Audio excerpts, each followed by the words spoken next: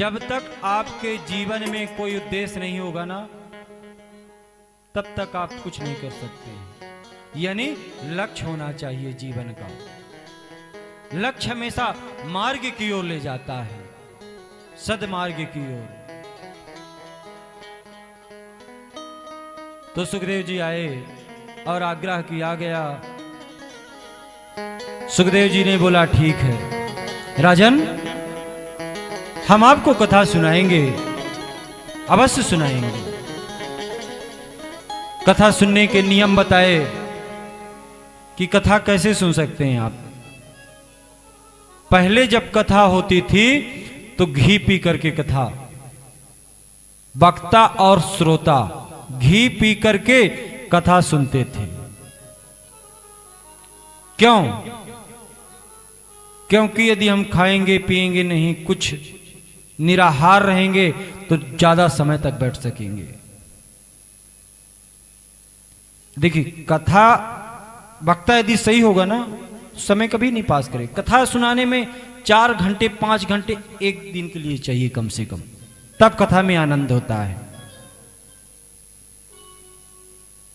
5 घंटे कम से कम कथा हो, तब जाके कुछ सुनने को मिल सकता है आपको। यानी कुशल वक्ता हो, और जो आपकी नजर में नजर मिला करके कुशलता पूर्वक समझा करके कथा कहे, तो उसे कहते हैं वक्ता। यानी पढ़ करके कि नहीं, किताब लिए पढ़ता रहे तो भी सुनाएगा क्या, समझाएगा क्या आपको। तो कहते हैं कि पहला घी पी करके, दूसरा बोला यदि घी पी करके ना रह सके, कलयुग में घी पी ले तो बैठने लायक ही ना रहे हो, तो कहीं दूसरा फल खा करके, कहीं नच्छा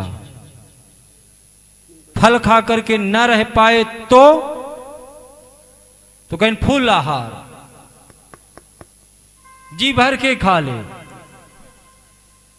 लेकिन कथा सुने।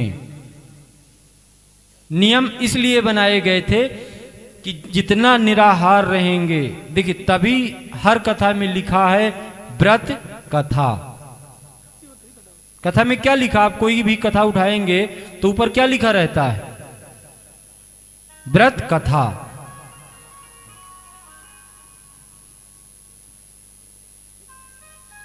व्रत कथा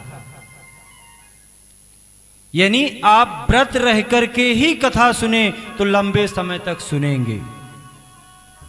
और जो व्रत ही कभी ना रहे तो वो क्या है, व्यथा। व्यथा, वो व्यक्ति व्यथा खूब कर लेगा जो दिन भर एकदम फुल डोज में खाना खा के रहता है, एक रोटी की भी गुंजाइश नहीं छोड़ता है। तो कहते हैं कि एक आसन में वही बैठेगा जो व्रत करेगा। तो नियम बताए गए, और बोला कथा में निरंतर कान लगे रहें। बोलिए बांके बिहारी लाल की जय। आपके सामने झांकी भी होगी, मयूर नृत्य होगा राधा कृष्ण का। वृंदावन से आए हुए हमारे झांकी के कलाकार, देखिए सबके सहयोग से कथा होती है। वृंदावन से आए हुए हमारे चैनल वाले जो कि सभी जगह दिखा रहे हैं, यानी लाइव के माध्यम से आज दुर्गा मंदिर में कथा हो रही है। तो आप कभी भी सर्च करके कथा सुन सकते हैं, देख सकते हैं कि हाँ ये महाराज जी की कथा दुर्गा मंदिर में हुई थी, और कभी भी सुन सकते हैं और किसी को सुना भी सकते हैं, क्योंकि सुबह उठ करके पहले कथा ही सुनना चाहिए। तो बताया गया कि खा करके भी सुने तो उसमें कोई दोष नहीं होता है, लेकिन कथा सुने। तो परीक्षित जी निरंतर 7 दिन तक एक आसन पे बैठ करके कथा सुनते रहे और सुखदेव जी सुनाते रहे। उसमें एक सेकंड भी न उनकी नजर इधर न उधर, न कोई बोल, न कोई चाल आपस में, न कोई उठना ना बैठना, निरंतर। जैसे हमारे संगीत वाले बैठ जाते हैं तो बिल्कुल उठते ही नहीं है। 5 घंटे सुनाए चाहे महाराज जी 6 घंटे सुनाए, कहीं सुनाइए महाराज जी। तो कथा निरंतर होनी चाहिए, कथा में निद्रा नहीं आनी चाहिए, आलस्य नहीं आना चाहिए, पूर्ण रूप से भगवान का ही ध्यान होना चाहिए। सुखदेव जी ने राजा परीक्षित जी को कथा सुनाई। कथा में निरंतर साप्ताहिक, कहते हैं जीवन में 7 ही दिन होते हैं, सोमवार से रविवार तक ले लीजिए तो 7 ही दिन होते हैं, और 7 ही दिन में मनुष्य की मृत्यु होती है। यदि हम, इसीलिए 7 दिन तक कथा बनाई गई है कि 7 दिन तक आपने बैठ के कथा सुन लिया ना, तो आपने पूरे साल सुन लिया। नहीं, आपको 7 दिन कौन कथा सुनाएगा? आप 7 दिन घर में कहां बैठ के पढ़ पाएंगे? तो इसीलिए इसको बोला गया साप्ताहिक, क्योंकि सोमवार से और रविवार तक आप गिनिए तो 7 दिन होते हैं, और 7 ही दिन हमारे जीवन में आते हैं। वही 7 ही दिन से पूरा जीवन गुजरता है, तो इसलिए इसको बोला गया साप्ताहिक, यानी 7 दिन की कथा। बोलिए भक्त वत्सल भगवान की।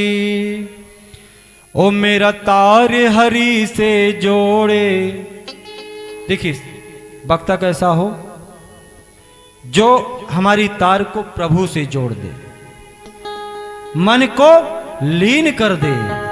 ओ मेरा तार हरि से जोड़े, कोई ऐसा संत मिले। ओ मेरा तार हरि से जोड़े, कोई ऐसा संत मिले।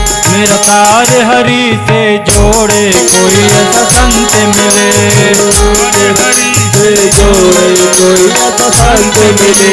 संत मिले भगवंत मिले, संत मिले भगवंत मिले। संत मिले भगवंत मिले, संत मिले भगवंत मिले। मेरा तार हरि से जोड़े, ऐसा कोई संत मिले। तार हरि से जोड़े, ऐसा कोई संत मिले। तार हरि से जोड़े, ऐसा कोई संत मिले। मेरा तार हरि से जोड़े, कोई संत मिले। जय हो हरि बोल।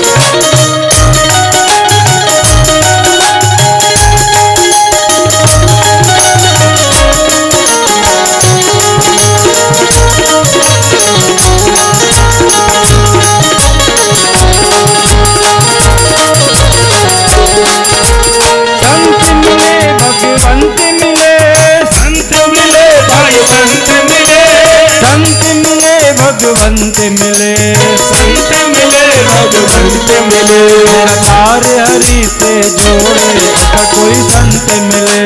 तार हरि से जोड़े, ऐसा कोई संत मिले। तार हरि से जोड़े, ऐसा कोई संत मिले।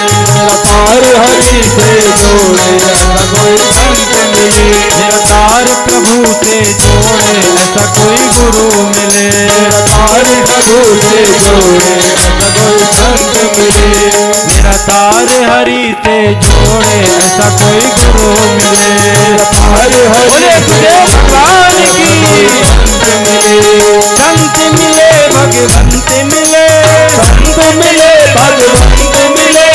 संत मिले भगवंत मिले, संत मिले भगवंत मिले, संत मिले भगवंत मिले, संत मिले भगवंत मिले। तार हरि से जोड़े ऐसा कोई संत मिले, तार हरि से जोड़े ऐसा कोई संत मिले, तार प्रभु से जोड़े ऐसा कोई गुरु मिले, तार प्रभु से जोड़े ऐसा कोई संत मिले। संत दरस के बड़े महात्म, संत दरस के बड़े महात्म, संत दरस के बड़ी महात्म, संत दरस के बड़े महात्म, संत दरस के बड़ी महात्म। देखिए संत और भगवंत बैठने से थोड़ी मिलेगा। खड़े हो जाइए खुल के एकदम प्रभु के माता रानी के प्रांगण में बैठे हुए हैं। खुल करके जिसको नृत्य करना है ना प्रभु के चरणों में सब खड़े होकर के झांकी के साथ हमारे नृत्य करते हुए आ जाइए, खड़े हो जाइए कुछ लोग सामने आ जाइए। श्री हरि मेरा तार हरि से जोड़े ऐसा कोई संत मिले, तार हरि से जोड़े ऐसा कोई संत मिले, संत मिले भगवंत मिले, संत मिले भगवंत मिले, संत मिले भगवंत मिले, संत मिले भगवंत मिले। मेरा तार हरि से जोड़े ऐसा कोई संत मिले, तार हरि से जोड़े ऐसा कोई संत मिले। श्री हरि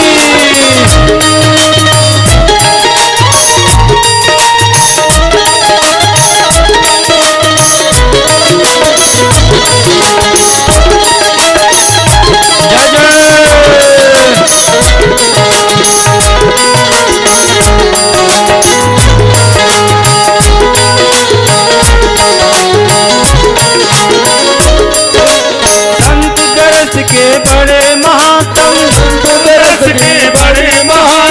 दुर्लभ जग में संत समागम, दुर्लभ जग में दुर्लभ जग में संत समागम, दुर्लभ जग में संत समागम।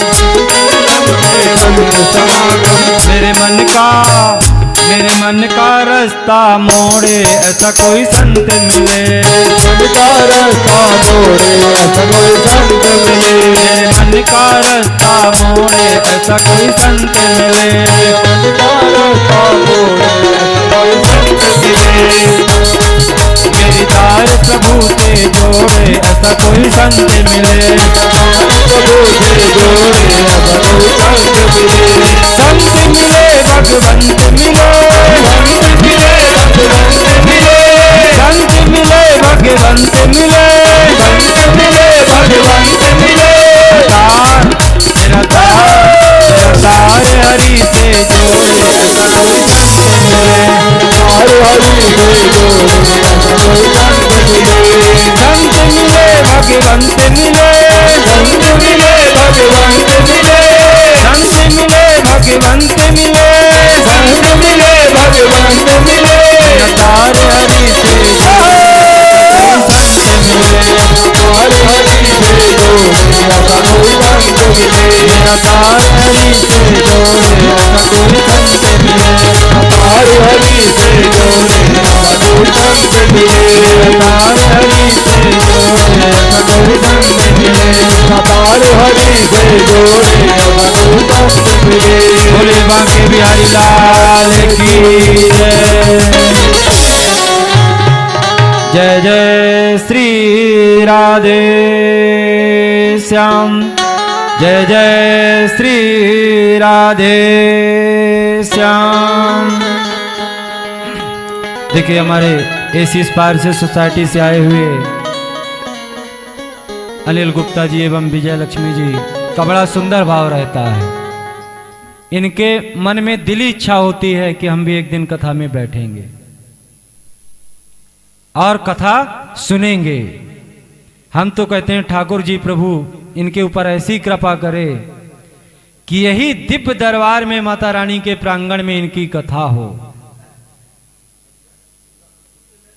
इनके मन में अभिलाषा रहती है। कई बार वकील साहब ने व्यक्त किया कि महाराज जी एक कथा हमारी होनी है। इस पार सोसाइटी में रहते हैं, दोनों बच्चे इंजीनियर, बहुत बढ़िया, बहुए भी इंजीनियर हैं, बहुत सब और बहुत सुशील। तो ठाकुर जी से कामना करते हैं कि प्रभु इनकी इच्छाओं को पूर्ण करे और इनकी भी बहुत जल्दी भागवत हो। बोले बांके बिहारी लाल की जय। अब देखिए माता रानी की कृपा इस वर्ष यदि हुई तो ठीक नहीं, अगले वर्ष तो पक्का मानिए। आप लोग अपनी डायरी में लिख लीजिए एकदम। और माता रानी की कृपा हुई तो यही प्रांगण बढ़िया रहेगा। बहुत सुंदर जगह है, इनकी मन की इच्छा भी रहती है और हमेशा मंदिर आया करते हैं। तो अगले वर्ष तो एकदम प्रिंस जी कंफर्म मानिए। और बड़े भाव से भगवान इनको कुशल रखे, स्वास्थ्य अच्छा रखे, निरोग रखे, भगवान संपन्न बनाए रखे। बोलिए भक्त वत्सल भगवान की जय। तो सुखदेव जी ने सप्ताह यज्ञ यानी 7 दिन तक निरंतर परीक्षित जी को कथा सुनाया और आखिरी में तक्षक को आना भी पड़ा। लेकिन सौनकादिक प्रश्न कहते हैं कि हे सुत जी महाराज, आपने कथा सुनाया, लेकिन कथा का जो फल है वो पूर्ण रूप से बताइए। बोले एक कथा फिर और सुना रहे हैं आपको। एक अजामिल नाम के ब्राह्मण थे, कानकुब्ज ब्राह्मण, कानपुर में वास करते थे। कर्मकांडी ब्राह्मण थे, भगवान का भजन करते रहते थे, पूजा पाठ कराने जाया करते थे। लेकिन कहते हैं ना, जैसा संग वैसा रंग। पत्नी भी उनकी बहुत सब सुशील थी, लेकिन उनका संग गलत वृत्ति में पड़ गया, कुछ कुसंग महिलाओं के साथ पड़ गया। उनकी मनोवृत्ति इंद्रियां बस में नहीं रही। अपने धर्म पूजन पाठ को त्याग करके चोरी और डकैती करने लगे। उनका मन धन में ही रखा रहता था, फिर कि धन आए, कहीं से आए, चोरी करने से आए, छीनने से आए, मारने से आए, लेकिन धन आए। देखिए धन की 3 गतियां बताई गई है, दानम, भोग और नास्ति। दानम भोगो नास्ति। यदि धन है तो पहला भोग करो, अपने कार्य में लगाओ। सबसे पहले अपना बालक बच्चों को पढ़ाओ, लिखाओ, बड़ा करो, पहला अपने उसमें लगाओ, धन है तो। फिर दूसरा, तीर्थ जाओ। 4 धाम बने हुए हैं हमारे सनातन धर्म में, बद्रीनाथ धाम, रामेश्वरम, द्वारिकापुरी और जगन्नाथपुरी। उत्तराखंड के 4 अलग हैं, ये हम भारत के बता रहे हैं। तो 4 धाम यात्रा करो। भगवान ने और दिया है, तीर्थ में जाकर के भंडारा करो, प्रसाद वितरण करो, भागवत कथा सुनो, राम कथा, शिव पुराण सुनो, कन्याओं की शादी हो रही हो, जो भगवान ने दिया है अपने से, जो भी दिया हो, आपके पास 1 रुपए भी है ना, तो भी दान करिए, उसको कन्याओं की शादी में लगाइए। पहले गांवों में शादी होती थी तो किसी के घर में हो, यदि कन्या की शादी होती थी तो पूरा गांव जाकर के कुछ ना कुछ दान करता था। अब प्रथाएं तो थोड़ा शहर में आकर के बदल गई हैं। हर घर में गाय होती थी, हर घर में तुलसी होती थी। अब पुत्र का कार्य होता था, प्रातः काल उठ के रघुनाथा, माते पिता गुरु ना बहु माथा। प्रातः काल उठ के रघुनाथा, प्रातः काल उठ के रघुनाथा, प्रातः काल उठ के रघुनाथा, प्रातः काल उठ के रघुनाथा। माते पिता गुरु ना बहु माथा, माते पिता गुरु बहु माता। प्रातः काल उठ के रघुनाथा, प्रातः काल उठ के रघुनाथा, माते पिता गुरु ना बहु माथा, माते पिता गुरु बहु माता। बोले श्री रामचंद्र भगवान की। यानी पहले जो लोग उठते थे तो पहले माता पिता के चरणों को स्पर्श करते थे, सुबह माता पिता के चरणों से शुरू करते थे। तो ऐसे शुभ कार्यों में हमेशा लगाएं। अजामिल की कथा सुना रहे थे कि अजामिल की प्रवृत्ति बदल गई, अजामिल का चैन सुकून सब छिनने लगा, वैश्यावृत्ति में पड़ गया। लेकिन उसकी धर्म पत्नी थी, जो देखिए पति और पत्नी अर्धांगिनी माने जाते हैं। क्यों? क्योंकि यदि पति शुभ कार्य करता है तो पत्नी को लगता है, पत्नी करती है तो पति को लगता है। तो एक दिन संत ब्राह्मण लोग भजन करते हुए अयोध्या जा रहे थे। रास्ते में अजामिल का घर पड़ा। कुछ लोगों से, गांव वाले व्यक्तियों से संतों ने पूछा कि हमको कोई अच्छा सा घर बताइए जहां हम जाकर के प्रसाद पा सकें। गांव वालों ने बताया, जाओ सामने घर है अजामिल का, वहां पर जाकर के आप प्रसाद पा सकते हैं। संत लोग गए, अजामिल तो बाहर गए हुए थे, उनकी पत्नी थी। पत्नी के पास गए और बोला, देवी हम संत लोग हैं, आपका नाम सुन करके आपके घर आए हुए हैं, तो हमको आपके घर की प्रसादी पानी है।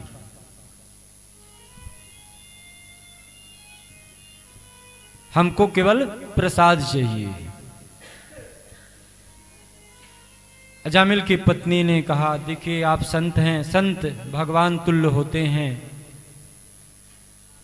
तो आप हमारा छुआ हुआ प्रसाद नहीं ग्रहण कर सकते हैं, क्योंकि हमारे यहाँ की दूसरी वित्ती है, हमारे पति चोरी करके धन लाते हैं और चोरी का धन हम संतों को नहीं खिलाना चाहते। बोले, संत कहते हैं, देवी ऐसा करो कि हमको सूखा राशन दे दो। यानी सूखा राशन सबसे शुद्ध माना गया है, तो हम पेड़ के पास जाकर के बना लेंगे। बोले ठीक है। संतों ने जाकर के टिक्कड़ बनाया और पा लिया।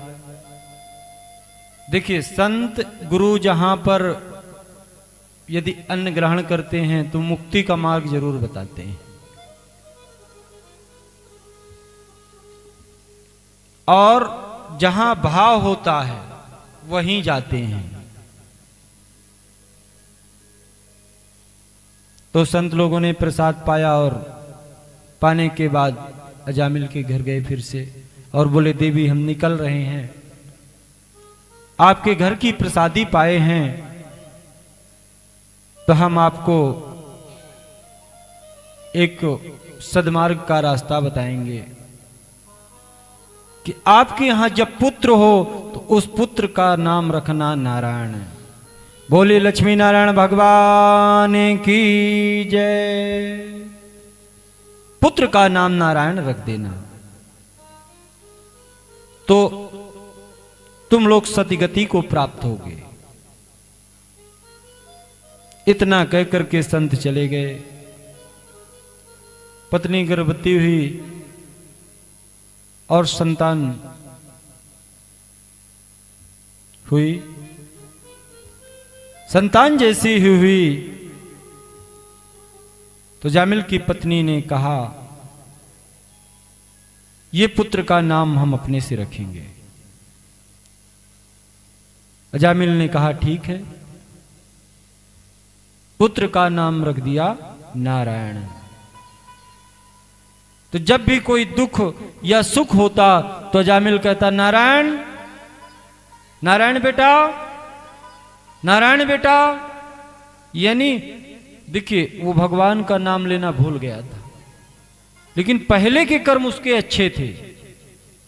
तो अच्छे कर्म के कारण ही बीच में जो समय आया थोड़ा सा खराब, फिर अच्छे कर्म के कारण ही संत आए और नारायण नाम रखा है तो वह नारायण फिर से भजने लगा। पुत्र के भरोसे यानी पुत्र का नाम लेता था वो, लेकिन नाम तो नारायण का था ना। पहले पुत्रों का नाम क्या रखते थे लोग? राम, श्याम, नारायण, रामचंद्र। अब तो देखिए कलयुग का प्रभाव है कि टिंकू, पिंकू, चिंकू, मिंकू, ये कलयुग में लोग नाम रख रहे हैं। लेकिन पहले जो नाम रखते थे वो भगवान से जुड़ा हुआ रखते थे। तो नारायण नाम रखा। तो अजामिल जब धीरे धीरे करके वृद्ध होता गया, नारायण नारायण करता रह गया। उसकी मृत्यु का समय आया, यमराज के दूत आए और आकर के अजामिल को जैसे ही पकड़ा। देखिए जब यमराज के दूत आते हैं तो पहले जब पकड़ते हैं तो सबसे पहले क्या रुकती है? श्वास, यानी क्या बोलना बंद होता है। कहते ना कफ वात पित्त, ये 3 लक्षण है। यानी भगवान का भजन करो, कफ आ जाए तो भगवान का भजन करते रहो, समय नजदीक आ रहा। बात पित्त, पहले लोग क्या कहा करते थे 30-40 साल पहले कि जब बाल पक जाएं तो कहते थे बूढ़े हो गए। कान में कम सुनाई दे तो कहें बूढ़े हो गए, आंख में कम दिखाई दे तो कहें बूढ़े हो गए।